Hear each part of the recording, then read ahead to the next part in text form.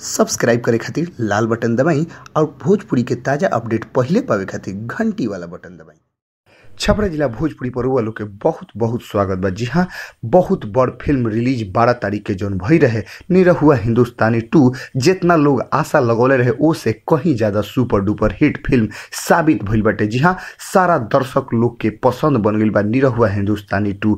हर लोग के दिल दिमाग पर महिला के सबसे बड़ पसंद बन गई बा फिल्म निरहुआ हिंदुस्तानी 2। जैसे जैसे दिन बीतता वैसे वैसे भीड़ सिनेमा हॉल के तरफ ज्यादा झुक रहा बा। कारण बाटे फिल्म में नया हीरोइन के एंट्री, जौना हीरोइन के नाम है संचिता बनर्जी। जी हाँ, संचिता बनर्जी के बारे में लोग जान गई बनी। फिल्म जे देखले बा समझ गई बटे कि संचिता बनर्जी भोजपुरी के एकमात्र एक वैसन हीरोइन बड़ी कि पहिल का फिल्म से ही उनकरा के जबरदस्त लोगो ओपनिंग देले बटे। इ नया हीरोइन आके भोजपुरी इंडस्ट्रीज में तहलका मचा के रख दिल बड़ी। तो इनकर फैन खाली पब्लिक ना साथे साथे अभिनेता लोग भी हो गई बटे। जी हाँ, भोजपुरी के सुपरस्टार पवन सिंह जब फिल्म देखले निरहुआ हिंदुस्तानी 2 तो अपन आँख के आंसू रोक ना पइले।